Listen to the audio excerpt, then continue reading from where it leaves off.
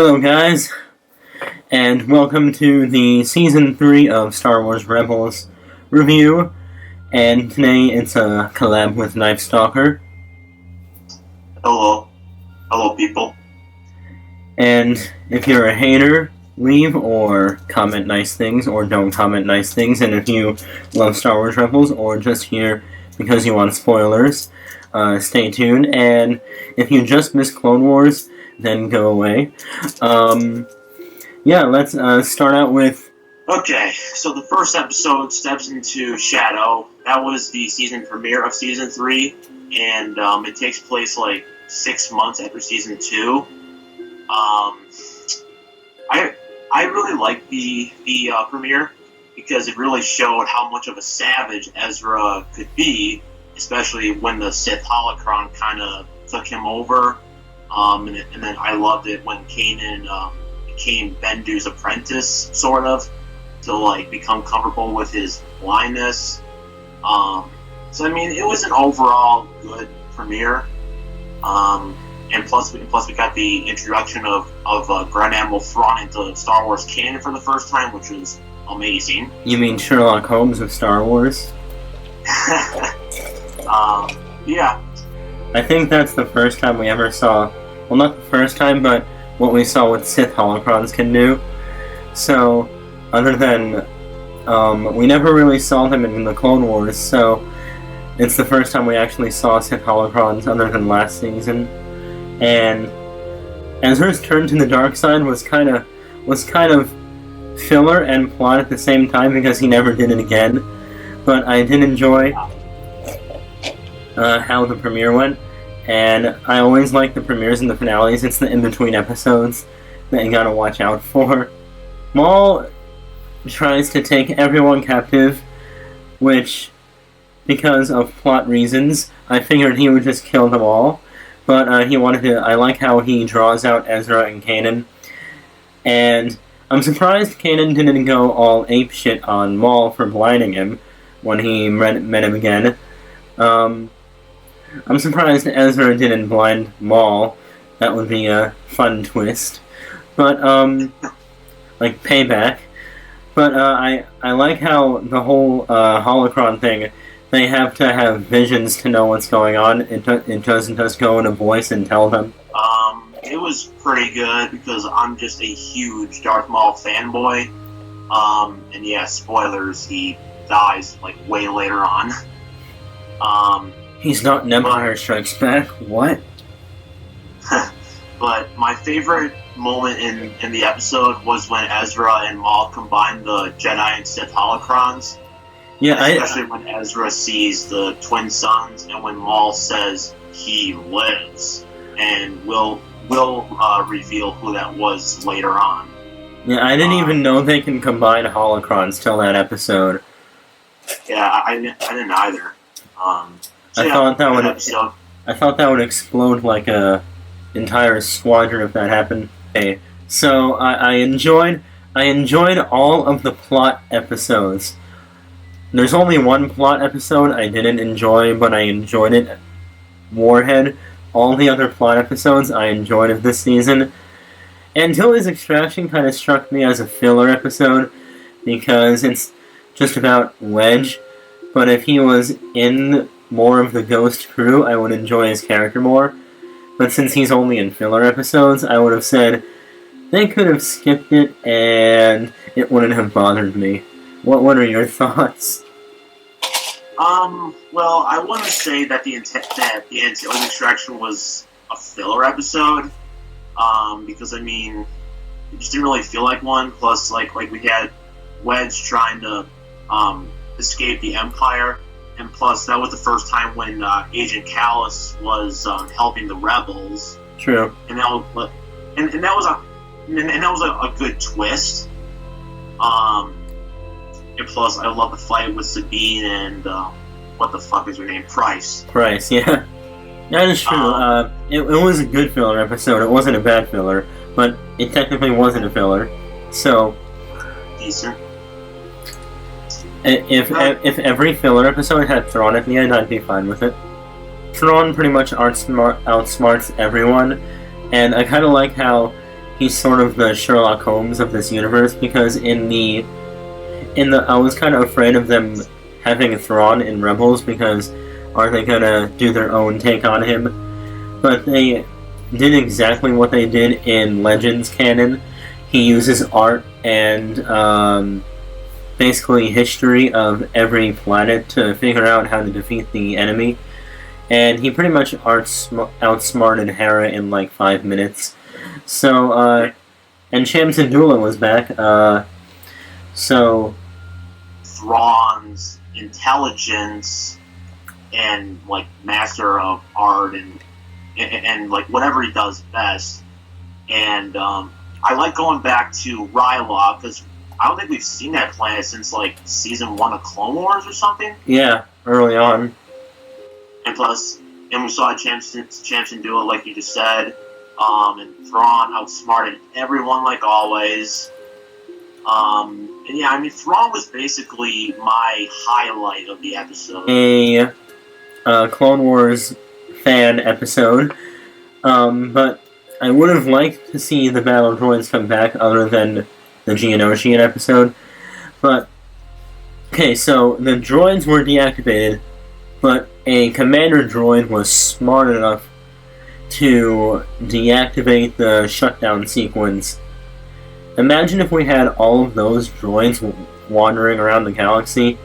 There would still be droids, and Emperor Palpatine would be like, What's going on? No, this is not how my plan was working. I liked how Rex was a major role in this, because he's pretty much been on the side from this season, but because Rex is sort of a major character, and they only used him a little bit in this season, so Ezra and Kanan fighting in the Clone Wars, pretty much. I liked how Ezra knew what to do during the battle droids attack, because battle droids can't hit for shit. But yeah, only the droidicas can hit people. And Rex got shot 5 times in the face, and Ezra got shot in the arm. So note, in Clone Wars, if you get shot, you die. In Rebels, if you get shot, if you're a main character, you will live. Because bullets and armor. Why don't they have that kind of armor for stormtroopers? It's definitely one of my favorites of the whole season, mostly because I'm a huge Clone Wars fan, and it just brought back so much nostalgia and feels, the battle droids, the droidicas. They're still coming through! That is impossible! I also loved during their battle, they also put on the Battle of Christoph's music from the Clone Wars movie. Yes. In their battle, and I was just like, oh my god, so much nostalgia right there. And then, the very end, the Clone Wars theme song playing during the end credits. I'm pretty sure every Clone Wars fan just jizzed their pants at that moment. I know I sure did.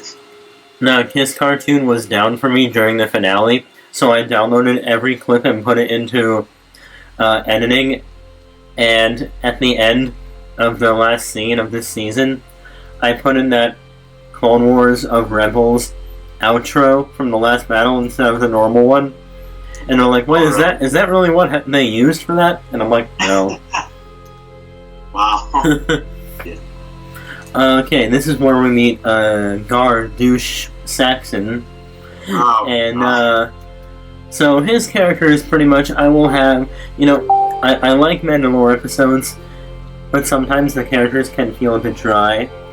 Gar Saxon's character was pretty much, I will have revenge for my people, and I will have revenge for my people.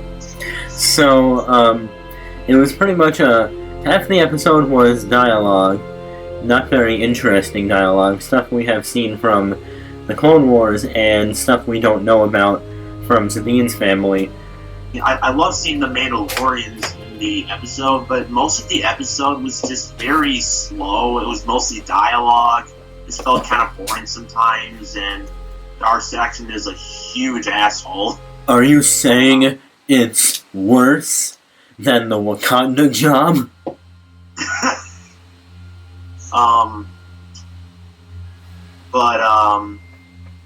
I mean, yeah, those are basically my thoughts. I mean, like, it was okay, but not one of the best.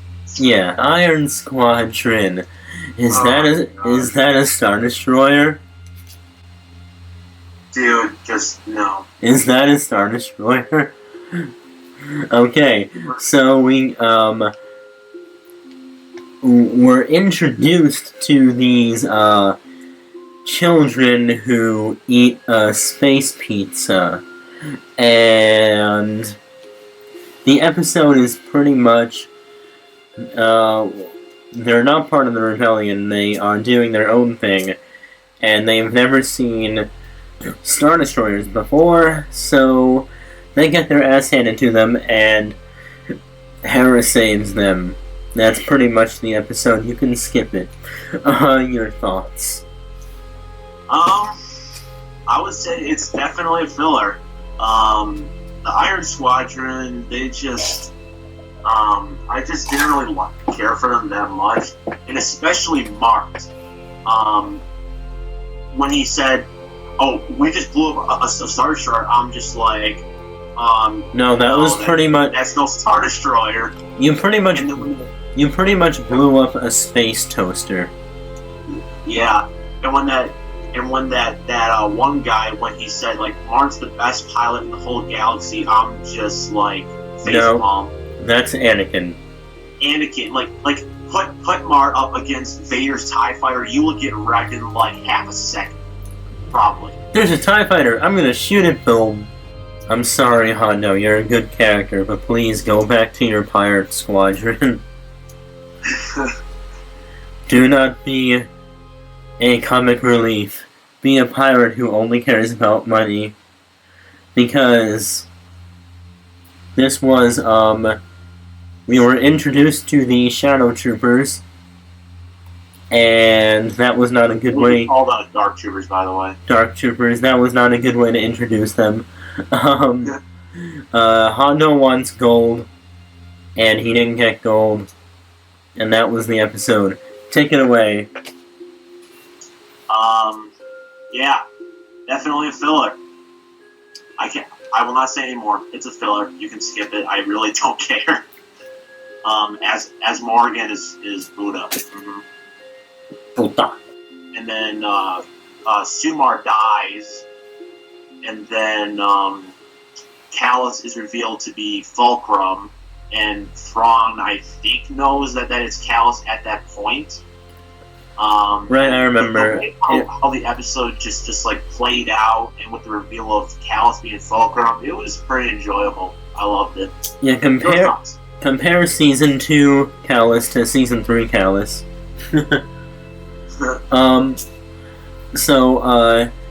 Thrawn is pretty much like, I have all these. I like how Thrawn was checking out all of his workers and was like, alright, you're all working for me. I'm gonna make sure that your job is doing well for the Empire. Pretty much half the machines broke on them. So, and then he's like, take them into the back room, I'll execute them myself. It was pretty much a bad day to be employed in the Empire. Indeed. Dathomir. This is my top 4th or top 3rd favorite episode of the season, because we haven't seen Dathomir since the Clone Wars, and I think it still looks the same. I think we still saw some of the wrecked battle droids from when Grievous destroyed the Night Sisters in the background, and we didn't see Mother Talzin at all. I'm not sure if she's dead. I think she's dead at this point. Oh yeah, she is. Like, it's been confirmed. Okay, so Maul wants to see what is happening with the holocrons, and Maul finds out. Ezra finds out about the Darksaber, and so Maul pretty much combines Ezra's visions with his visions and find out that it's that Obi-Wan is alive on a planet with twin suns. I think he knows it's Tatooine at this point. And Ezra finds out later on it's Tatooine. Yeah. And then the Night Sisters want to kill them for using their magic. I really like the Night Sisters lore. I don't know how old they go back, but I'm pretty sure they go back to the Old Republic.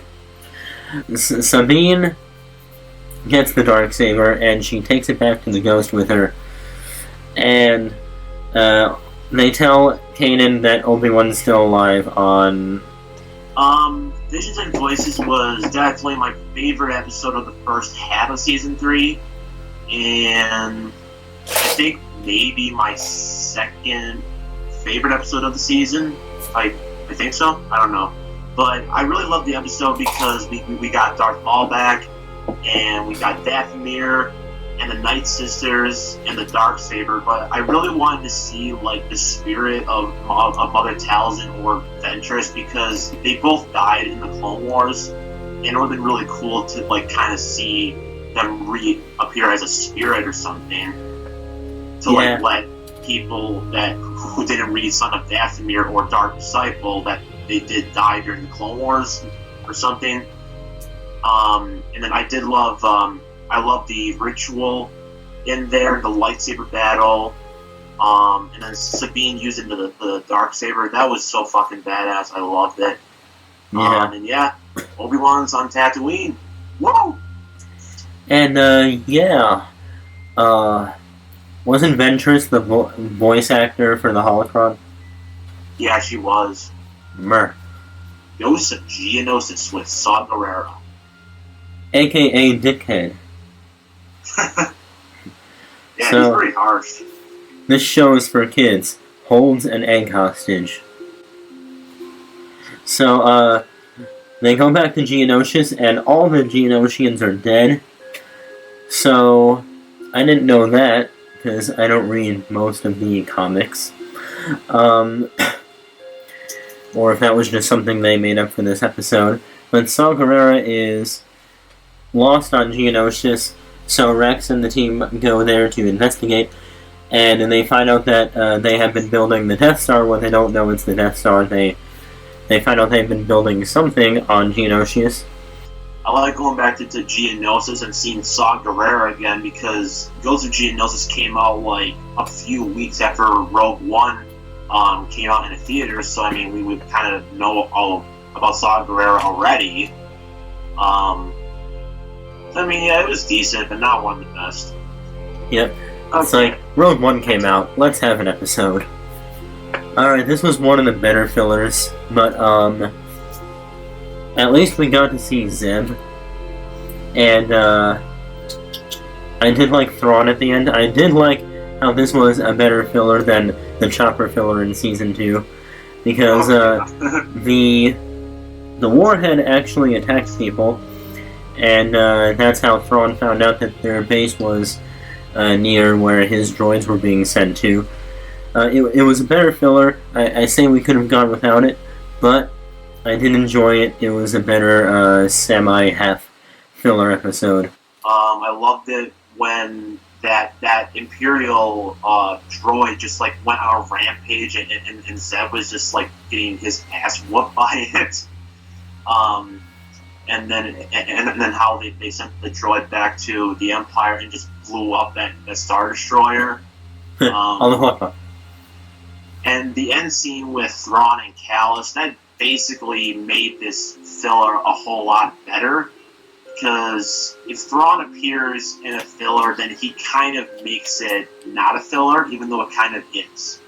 Yeah, it's like, I like how slow they're going with Thrawn, but I would have like to see his character build up a little bit faster than what was happening, because it's like at the end of every episode, he lets them get away, and I'm like, okay, are you going to capture the rebels, or just keep letting them get away? I'm just going to review the whole 2 episodes, Trials of the Darksaber and Legacy of Mandalore, my 2 favorite episodes. Because we get a lot of Mandalore history with the Darksaber, and it turns out it was there during the Old Republic. And so the Darksaber is pretty much a crown, and I'm guessing everyone is shocked that Maul is still alive because he was pretty much their king. And for a weekend. For a weekend, yeah. King for a weekend. I don't know if they know about Sidious. So she kicks Kanan's ass, and then she goes to Mandalore, and her mom isn't as harsh as I thought she'd be, but she was protecting her daughter from coming back to Mandalore, which now makes sense. And Gar Saxon shows up and pretty much is like, I'm evil. I am here. That is my character. But since it is Sabine's family, I give it a pass because it's the best episode of the season, where she pulls an Anakin and she almost kills Gar Saxon, but Gar Saxon kills Sabine, right? Sabine dies, yeah, he shoots her, right? Wait, what? Spoilers, her mom shoots Gar Saxon, and Yeah, because we thought that Gar Saxon shot Sabine, but yeah, I'm like, oh, so she doesn't live till season 4. That's why she's not in A New Hope. But nope, she's still here. The scene where Sabine was just training with Kanan, and when she just like let out her emotions during like the final part of the duel, I was just like, whoa, like that's some pretty good directing and acting right there. I loved it a lot. And that one part when Sabine like talks to Ezra in the wilderness and then they kind of walk off and then the Bendu just like comes out of nowhere, like being like, bitch, who kicked me? Who was that? Why you on my planet? I was just like, why is the Bendu there? Like, why does he have to be there? That was kind of random. He's everywhere. But I'm really glad that they killed off Gar Saxon, because ever since he first appeared in the show, I was just like, okay, this guy is just a dick. I just want him to die, like, right now. Yeah, unlike General Krell, he didn't do anything badass. Where we first saw Thrawn in action, and we were introduced to Admiral Yularen, who wasn't seen since the Clone Wars. And he's the guy that exploded on the Death Star. Right next to Tarkin, and it's the same voice actor, which I love, and Thrawn and Yularen both think that Kallus was it because they were both like, yeah, you know, Lieutenant List isn't the brightest person, so anyone else we have who can pull it off. And I like how Kallus pretty much divided everyone. Like, Price is the spy. Yeah, she is. And then it's like, List is the spy. Is he? I think Kallus is the spy. No, it's List. No, it's Price. I got Price, she's the spy. Wait, you're the spy. Another good episode. I loved it when we saw, like, Thrawn just kicking ass, and when Kallus turns those Dark Troopers on Thrawn, and Thrawn just kicks their asses in, like, I don't know, a minute or two. Like, do not fuck with Thrawn whatsoever, pretty much.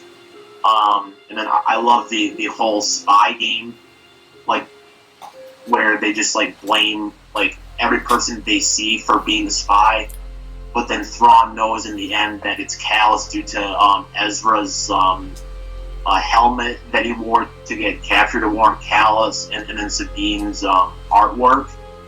And again, Thrawn is just very intelligent, and okay. It was pretty decent overall, again.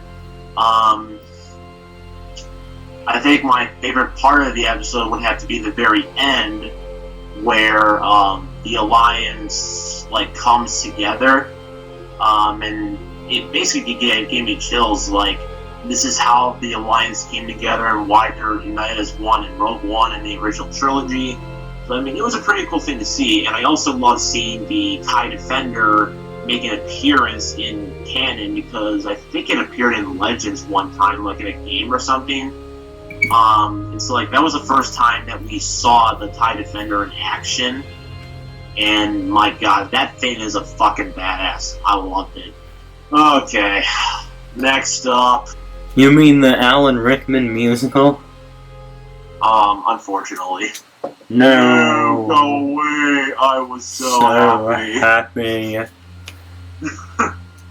Okay. Filler episode. Hera kills people because they messed with her droid, and AP5 starts to sing in space. A filler. You can definitely skip it. Worse than the Hondo episode. Twin Sons was Maul's final episode, and he pretty much was stuck on Tatooine this entire time. That's where he's been, and that's why he's going crazy, because, you know what, instead of Double Agent Droid, I would have enjoyed it if we just saw Maul wandering Tatooine through a whole episode. I wouldn't mind it. Yeah. Maul draws Ezra out. I guess Ezra finds out it's Tatooine through the holocrons, because before he didn't know, now he knows. So I'm guessing it's. I also noticed that. I'm guessing it was the holocrons. Yeah. So he goes to Tatooine to find Maul or Obi-Wan, and he gets ambushed by Sand People. Maul pretty much does an Anakin and kills them all. I killed the women and children too. And I slaughter them like animals. I hate them. And pretty much he draws Ezra out to Obi-Wan. Obi-Wan is... I like how Obi-Wan doesn't pretty much teach Ezra anything. He's like, alright, you're here, I'll help you on your way. Get off this planet, you don't belong here. Which I'm like, okay, because none of the rebels know what to do in the future, so it would be kind of a plot error for Obi-Wan to help out. So he's like, I don't want anyone in part of my business, I'm just here to protect Luke. So be gone. I don't know what you're doing here, but you're not supposed to be here. And Maul is pretty much an ex who wants revenge. So he goes to Obi-Wan, and Obi-Wan is pretty much done with this guy. He's calm, he doesn't hate him. Maul killed his girlfriend Satine and his master Qui-Gon. What more does he want? He's pretty much an ex wanting to get back at them. So, and the epic 2-hour-long fight scene. Obi-Wan kills Maul in 3 moves. At that point, I wanted a fight scene that I could watch over and over again. But it's pretty much just a fight scene to talk about. I enjoyed it a lot. I just hoped it'll be a little longer, because they've been hyping it up. Don't hype up something that's gonna be short. Yeah, exactly. So, what would have been better is don't even have Obi-Wan in the trailers. Yeah, exactly. They should have just like kept the shots of the fight out of the trailers, and then like going into the episode, we would have probably thought it would be better. The whole fight was in the trailer. Yeah, basically. And that's why I think Ahsoka versus Vader was better, because it was an extended fight, and they only showed us like one shot of their fight. With Obi-Wan versus Maul, it was like 2 or 3. So, anyways, my thoughts. Twin Suns was definitely my favorite episode of the season, and my second favorite of the whole series. I just liked it when Maul went to Tatooine and searched for Obi-Wan, because he just wants revenge on Obi-Wan for the past, basically. So yeah, he lures Ezra to Tatooine. Ezra lures Maul to Obi-Wan by accident, pretty much. And yeah, Obi-Wan and Maul's fight scene, it only lasted like 4 seconds. And at first I was like, okay, that wasn't even a fight. What the hell, Disney? But then when I analyzed it, it was actually a lot better, because if you look closely, Obi-Wan went to his usual Sorasu stance, but then he changed it to Qui-Gon's stance to like use as bait for Maul to just like kind of think like, okay, this is the same move that I used to kill his master 30 years ago. I can just do it again, and it'll be all over. Boom, done.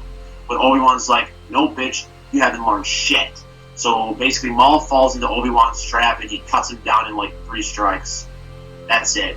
But when Maul died, I was honestly pretty sad, because Maul is one of my favorite characters in Star Wars, and I really liked him a lot during the Clone Wars and Rebels, like when he died in Phantom Menace, I was just like, okay, he just got cut in half. That's nice. But in Rebels, I'm just like, no, he's dead. Our Sith is dead. Why, Disney? Why must you kill off Maul? He cannot die. So yeah, really good episode. I enjoyed it. I would have liked it better if it was a bit longer fight, and if we just saw Obi-Wan stab him in the chest. Yeah, but it sucks now that we can't get a Vader versus Maul fight. Yeah, but begs the question: is Luke the chosen one, or is Anakin? Because Maul asked Obi-Wan if he's the chosen one.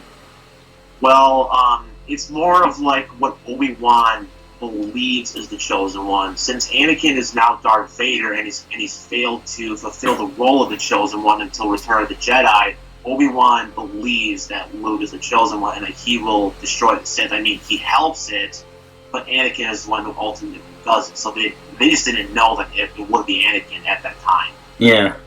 Anakin is still the chosen one, but Luke helps him become the chosen one.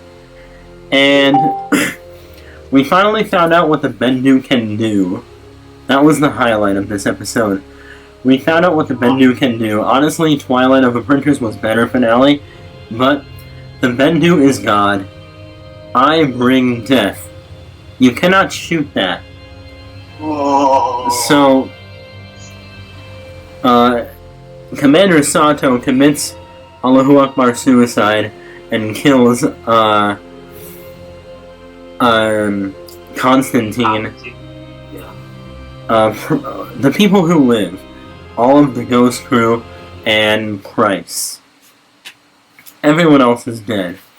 So, Thrawn's still alive too. Thrawn's still alive, and Rex, and okay, no one dies. It's Disney. But I did enjoy this episode a lot. As Hera quoted, "Please come home, love." So is it canon that they're dating? I don't know. Looks like it. So, Thrawn. Bendu sees Thrawn's defeat. I know Thrawn is supposed to be alive during the timeline of Episode 7, but I don't know if that's canon or not. If they're gonna kill Thrawn in the show.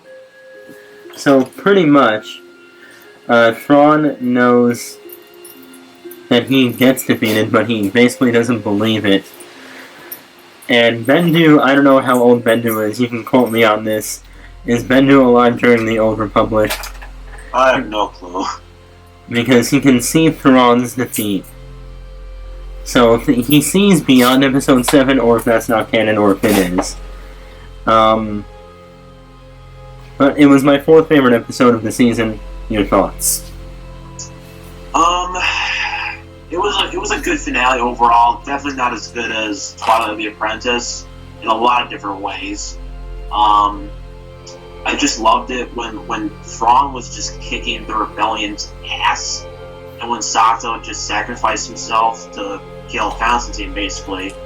And then the rebels just retreat back to Atollon, and then they have a ground assault. And I also loved it when Thrawn had those Death Troopers with him, another Rogue One tie-in. Yeah. And what else? Oh yeah, and then of course the Bendu, also known as God. Pretty much. He just appeared as like two giant orange eyes in the clouds of the storm, and he's just like, "I am the Bendu. I bring death." And then like he just like shot these like two walkers. And he was destroying like ships from both the Rebellion and the Empire because, again, he's in the middle. He doesn't take sides. I was happy about that. I was happy he was killing good guys because something like that doesn't take sides. Yeah. But I kind of figured, though, that the Bendu would have some sort of like role in the episode, but I didn't know that like he would take part in the actual battle. Like, I had no idea. Bendu with a lightsaber. And then Ezra gets Sabine's help and the Mandalorian's help. That was nice to see. Ezra running around in that spacesuit. And yeah, they basically got their asses kicked. Bennu predicts Thrawn's future, and then I thought Thrawn killed Bennu at first, but Bennu just teleported away, so I think he's still alive. Yeah. And then, yeah, the Rebels are going to Yavin 4 in Season 4. So pretty much, Season 4 is going to take place during the timeline of A New Hope. I mean, it could, or it could be like a year before Rogue One. True, because Season 4 is supposed to end in the Battle of Scarif. Well, I mean, I don't really know if it's going to, though, because Season 3 is 2 years before the Battle of Yavin. True. So Season 4 would be like 1 year before, and if there's a Season 5, that would be 0 before the Battle of Yavin. So if there's a Season 5, that would take place during Rogue One. Yep. If there is one. And, let's see. Predictions for Season 4. At this point, I don't know if we'll see Ahsoka again. I think... Oh, she has to come back!